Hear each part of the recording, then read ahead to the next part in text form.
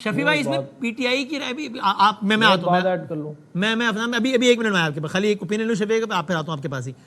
اس میں P T I کا چونکہ آپ ظاہر ہے پی ٹی آئی کی ایک ہی صوبے میں سے حکومت ہے اور اس کے آپ مرکزی ترجمان ہیں، واحد ترجمان ہیں، تو آپ بتائیے گا کہ پی ٹی آئی کی اس پہ اس مولانا صاحب کے بیان پہ کیا رائے ہے؟ آپ تائید کرتے ہیں، آپ تردید کرتے ہیں، آپ توصیف کرتے ہیں، آپ مذمت کرتے ہیں، کیا کرتے ہیں شفیع صاحب؟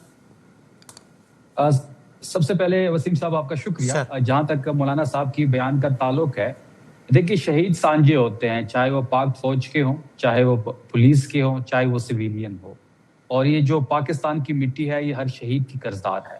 دیکھیے اس بیان کو سیاق و سباق سے ہٹ کے اس کو پروپیگیٹ کیا جا رہا ہے، اور پھر اس بیان کے بعد جو ہو رہا ہے وہ افسوسناک ہے.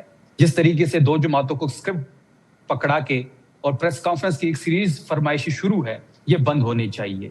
اس طرح نہیں ہو سکتا جس طریقے سے اس چیز کو پروپیگیٹ کیا جا رہا ہے.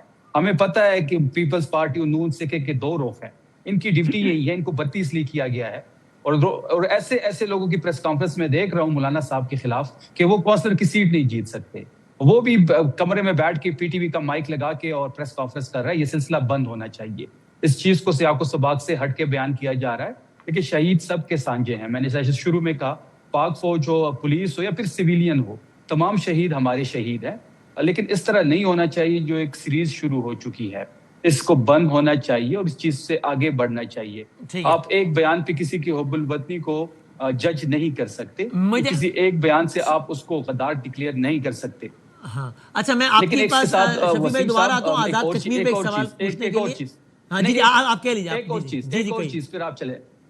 دیکھیں دیکھیں ادارے سے کسی کا اختلاف ہو سکتا ہے، ادارے کے سربراہ سے کسی کے اختلاف ہو سکتا ہے، ادارے کی پالیسی سے آپ کا اختلاف ہو سکتے ہیں، لیکن شہید سب کے سانجے ہیں. لیکن یہ چیز یہاں تک پہنچی کیوں ہے؟ اس لیے پہنچی کہ ماضی میں کچھ لوگ بیان دیتے تھے، اس سے سخت بیان دیتے تھے، اس سے سخت نعرہ بازی ہوتی تھی. آج کوئی وزیر اعلیٰ ہے، کوئی وزیر اعظم ہے، کوئی لیڈر بنا ہوا ہے، تو یہ چیزیں ادھر اس ٹائم رکنی چاہیے تھی. آپ کو یاد ہوگا کہ مریم نواز پہ بھی پرچے ہوئے ہیں، نواز شریف پہ بھی پرچے ہوئے ہیں. تب ان کو غدار کہا جاتا تھا اور آپ لوگ پیش تھے اس غدار کہنے میں. تب آپ کہتے تھے اس کی فیکٹری میں انڈینز کام کرتے ہیں، یہ رو کا ایجنٹ ہے، اس نے کلبھوشن بھگا دیا ہے. اب سن وسیم صاحب سن لینا، سن دو لینا وسیم صاحب. اب وہ جو ایف آئی آرز ان کے خلاف ہوئے تھے، مریم نواز جلسوں میں کھڑے ہو کے جو نعرے لگاتی تھی، وہ نعرہ میں اس وقت نہیں لگا سکتا کیونکہ پروگرام لائیو جا رہا ہے. پھر جو نواز شریف ادارے کے سربراہ پہ جو پریس کانفرنس وہ کیا کہتا تھا، اور پھر ان کے خلاف جو ایف آئی آر ہوتی تھی. اب وہ ایف آئی آر اس ٹائم ٹھیک تھی، آج غلط ہے، یا آج غلط تھی اس ٹائم صحیح تھی، یا اگر چیز ادھر رک جاتی تو یہ ریئیکشن اتنا سخت نہ ہوتا. پارلیمنٹ ایک ربر سٹیمپ بن چکی ہے. مولانا صاحب نے جو بات پارلیمنٹ آپ بتائیں اس ٹائم جب نون لیگ کی قیادت یہ بیانات دیتی تھی تو غداری کرتی تھی؟